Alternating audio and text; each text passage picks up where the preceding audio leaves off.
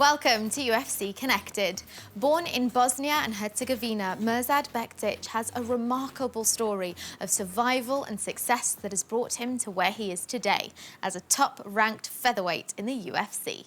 As a young child, Mirsad was forced to flee the country after war devastated the region shortly after his birth in the early 1990s. After decades of minimal contact with his father, Mirsad recently travelled back to Bosnia to reconnect with his family near the capital city of Sarajevo, and in the process discovered a newfound drive to represent his home country and its people.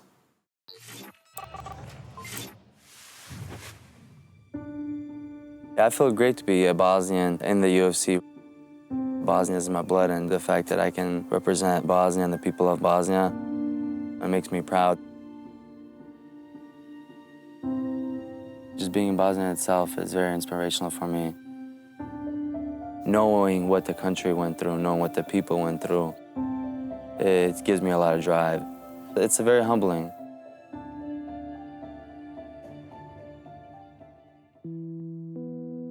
I was born in Srebrenica, Bosnia. I was born in 1991 in February, and 92 the war broke out. My mother took me and my two brothers and fled to Italy. Shortly after that, to Germany, and I was there as a refugee in Germany for 6 years. And then we ended up in Lincoln, Nebraska in the States. My father stayed behind in the war while we went away. Now, 20 years later, we're together again in Bosnia.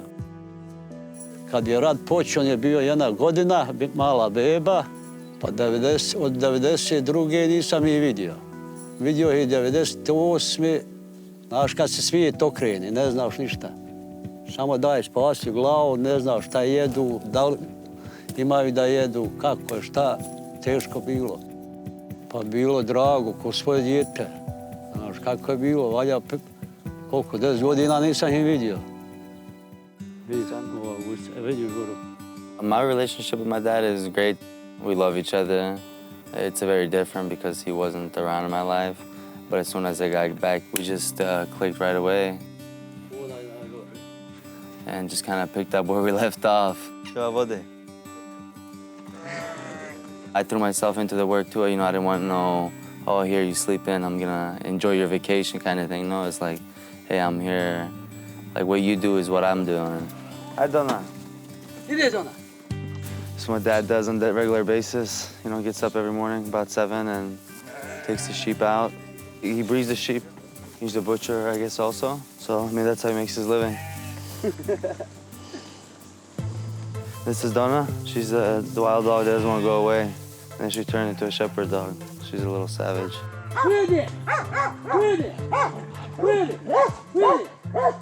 I've been away for so long, and it feels just good to be here with my father and kind of experiencing Bosnia as a kid at age 27. Coffee, okay?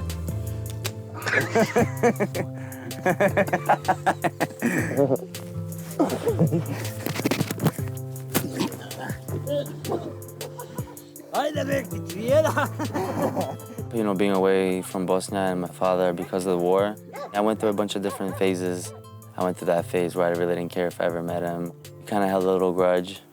But as I got older, I found out more about the war and the cultural lineage that I have here in Bosnia, and I can see why I am the way I am.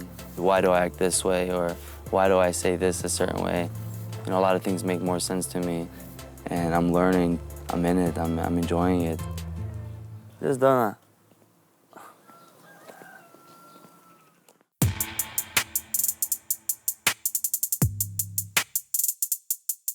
We're here in Bucha, Pocha, Sarajevo with my friend Haris. We're gonna go ahead and work with his coach. Ciao. This is Coach Mohammed. This is his Gazia gym. It's still in the progress, but they've come a long way in 5 years. Ovo je čast našem šampionu da se družimo sa njim. They say he says it's a privilege and honor for them. To je za nas velika čast. For me, him to be here, it's a big privilege. To find the kind of quality of training that I found here in Sarajevo and Bosnia and Herzegovina is quite outstanding. Having somebody like Coach Mohammed here, just it's a whole different style of what I've been used to. He has a similar style to a lot of the Chechen guys. They're in and out, and their punches are long, and I'm used to fighting short, you know. So now I've been working, you know, lengthening my punches, and I was getting a little, not frustrated, but a little like irritated, just because there's so many new techniques thrown at me. So I have to continually tell myself to relax and just learn. Coach Mohammed, he's awesome. He's very knowledgeable. You know, he was in the war. You know, he started coaching in the army, and people loved his technique and the attention to detail. He's definitely one of the best that I've worked with. Mi smo treneri možda malo brzobrazni i za velikane mi vazda nađemo samo negativne strane. I velikim borcima kao što je on, mi samo gledamo ima li koja negativnost. A pozitivnost njegova je velika. Prvo ima ekstra dobru brzinu, jako je brz, snažan je. Ovo sam kroz ove treninge što radimo vidio i dobro svata, klikera što kažemo mi u Bosni ovdje. I'm very excited with this next 2 weeks to really talk to him and kind of pick two, three things and really work on that and develop that skill by the time I leave. And, you know, hopefully get a knockout my next fight and give him some money. Sami čin da je on porijeklom iz naše države, to je za nas ono baš ambasador naše zemlje, faktički, razumijete, i to jako pozitivno ovdje na naše sportiste djeluje, jer mi se, lako je se nama pohvaliti, mi kažemo imamo svjetskog prvaka, to, razumijete. Znači, on uistinu u našoj državi je baš ono, ime i ja, što kažem, molim Boga da on samo takav ostane i da bude još jači u tome. You know, I can definitely see myself spending more time here in the off season. I probably could have had this kind of training had I lived here and grown up here, but I didn't get that opportunity, so now I get to come back better and pick up this different style of training and put it into use.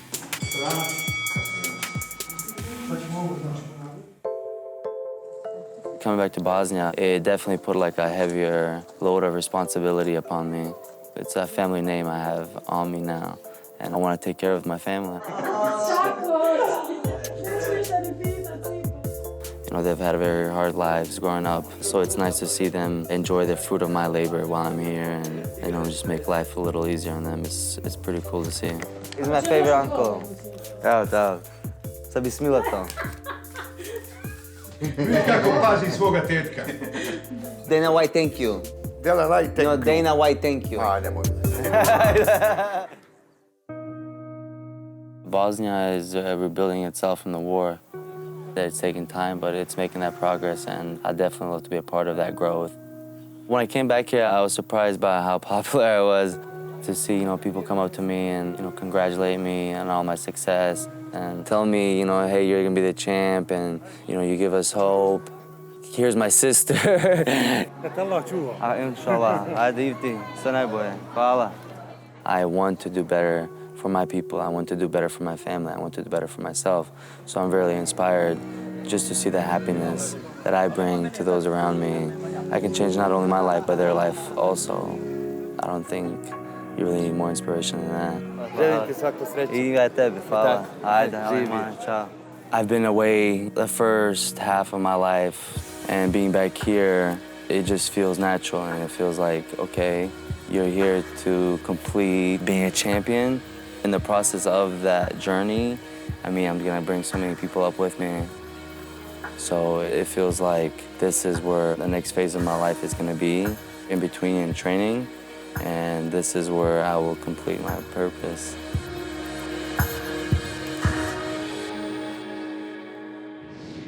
At Fight Night Hamburg, German-born Moroccan Abu Azaitar made his highly anticipated UFC debut against Brazilian middleweight Vitor Miranda. Already a hugely popular fighter with fans worldwide, Azaitar was given the chance to prove his skills on the sport's biggest stage. We were with him every step of the way on his UFC debut day.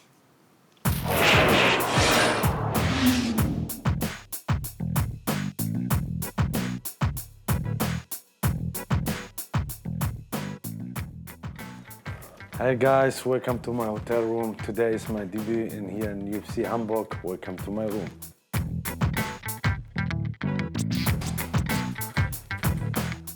This is the most important to hold the people down. We bring PlayStation because we have every day a bet who is the best FIFA player. My UFC stuff, everything we get from the UFC, very amazing. Everything is ready. You can train, you can change everything. We just get breakfast, we finished. Maybe we go out, walk around. Hey guys, how are you? UFC looks to bring the best fighters, to make the best show. That's why it means for me a lot to be a part of this and to representing my country, Morocco. It is the biggest dream to make my debut here in Germany, where I born and raised, you know. I have a lot of fans in Germany, a lot of fans from Holland, Belgium, from around the world who will come and support. It's not luck, man. He doesn't need luck. The other guy needs luck. No. The other guy needs mercy. Vitor Miranda is a good fighter. He fought already 6 times in the UFC, but I will do my best to be the winner of this day. Abu, he have very, very tough and very hard times. He have a lot of heart, and that will also make the difference in a fight.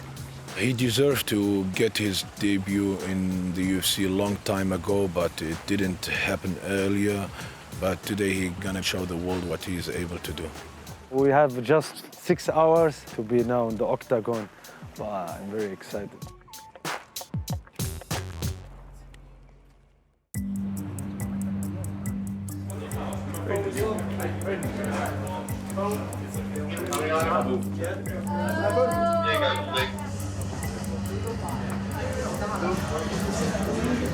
Hi, sir. I'll be your referee for tonight. I'll be your coach. So you have to always show me you're in the fight. If you don't do it, then I'll stop the fight. For sure. Okay? Everything is okay? Everything is all right. See you in the cage. Good luck. Thank you. Good luck. See you in the cage. This is nice to be a part of this when you come and you see everything like professional like this and your name hang around here like this. You feel like a big football player or basketball or football soccer, you know? Yeah, my brother Otman, my father, everybody's relaxed. I hope I make my best, I make everybody happy. Let's go. Let's go!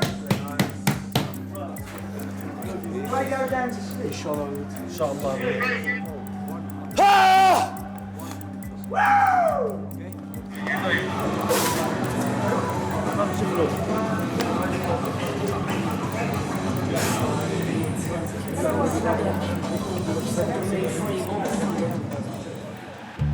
What an anticipated debut for Abu Azaitar. There's a lot of fanfare around him. Obviously representing Morocco tonight, and we are seeing so many Moroccan flags in the arena. It's amazing the amount of support he has. Fighting out of Rabat, Morocco, Abu Azaitar. Round one. We're poised for a maximum of 3 5-minute rounds of middleweight action. Oh, big power shots over the top straight away from Azaitar. He wants to come wading forward with those big looking punches. Nice shot to the body there. Oh, look at the timing on that takedown. Really nicely timed. Trying to frame to get some posture to land that left hand. Azaitar just, he's got no interest in doing anything apart from punch, and just turns over Miranda in the last few seconds of this round. He's bringing the heat. Half, please. Wait. This was your round. Okay. Listen, when you kick fast. Otherwise, you're going to take your leg. For the rest, everything is okay. Round number 2 of this middleweight fixture between Abu Azaitar and Vitor Miranda. Beautiful takedown defense. Look at that. Miranda is turtling up. Looking very strong here is Azaitar. Okay. Breathe.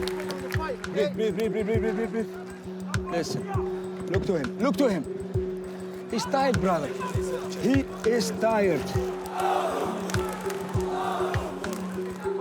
Azaitar's corner team trying to get him to mix up. Oh, now look at this. He drives for a takedown. Oh, look at this. Armbar attempt from Vitor Miranda. That looks tight. Is he going to switch it to a triangle? Is Azaitar going to sit up into this? The power of Azaitar rolls him over.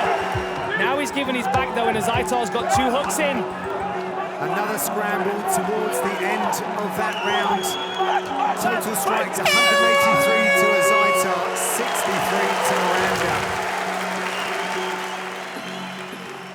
The judges scored the contest 30-27, 30-27, and 29-28 for the winner by unanimous decision, Abu Azaitar.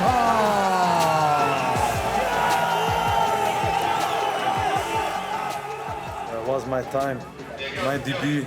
I'm so happy to win. After my debut, now I keep hard training for the next fight because I love fighting. I'm a fighter, I am not an athlete. I'm not the guy who sleeps in the gym or something. I get my opponent and I prepare for him and I go do my job. Big thanks to all fans, to my king, and thank you very much for the support from Hamburg. Yeah, we did it, guys. The birthplace of the world-renowned Dutch kickboxing style, the Netherlands, is a country famous for its rich combat sports history. Over the years, it has produced some of the most successful fighters across multiple disciplines. And the influence of the Dutch on the UFC has been apparent since the very beginning. So, it's time to find out more about the Netherlands as a fight nation with MMA journalist Nick Peet.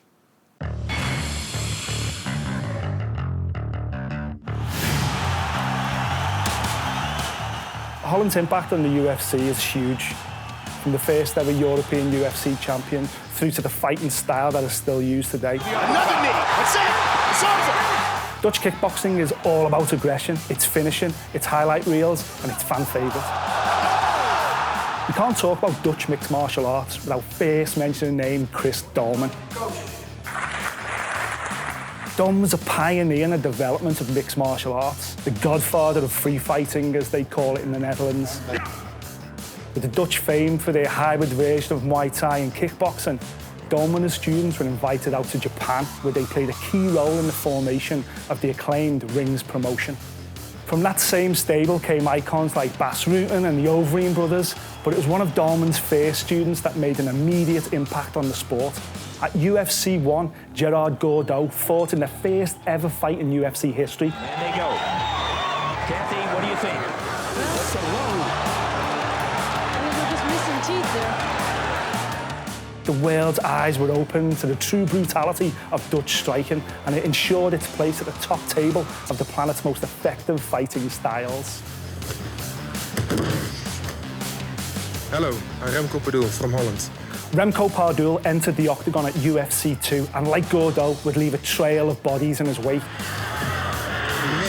Elbow to the head. He's out. He's out. My goodness. We didn't have to wait too much longer for a Dutch fighting icon to become the first ever European to claim a UFC championship. Bas Rutten, another Dolman student, had gone undefeated in Japan's Pancrase promotion for 19 fights. From Holland, there he is, Bas Rutten. After the TKO on his UFC debut in 1999, It's over! Rutten has won his UFC debut! he defeated Kevin Randleman at UFC 20 4 months later to be crowned heavyweight champion.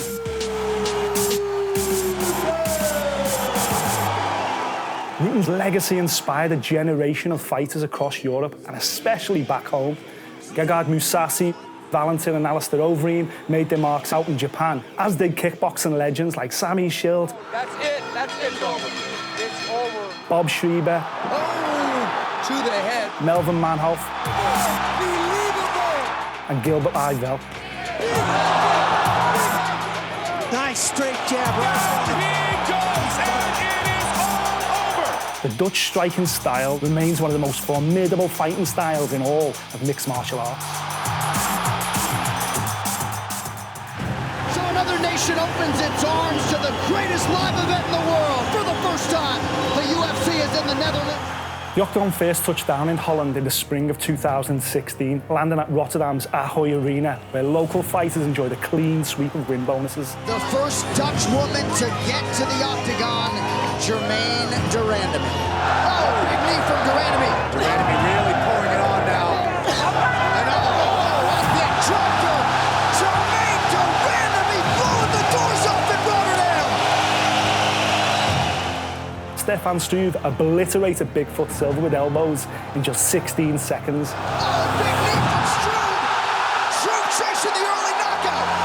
He's outside of the rope. Stefan Struve. Do you believe it? Dit is beter als ik had verwacht. Dit is mede door jullie, echt. Dankjewel. Jullie zijn echt top. Geweldig. Dankjewel. Alistair Overeem crane kicked his way to a TKO win over Andrei Arlovski.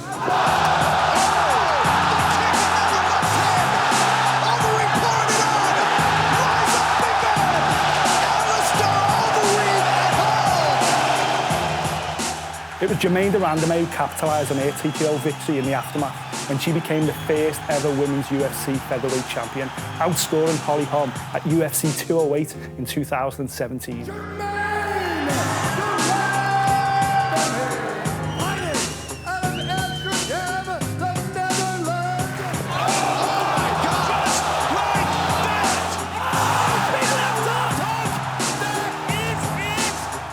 Today, Gokhan Saki and Sahir Bahadrazada represent a new generation of Dutch fighters aiming to master the Octagon.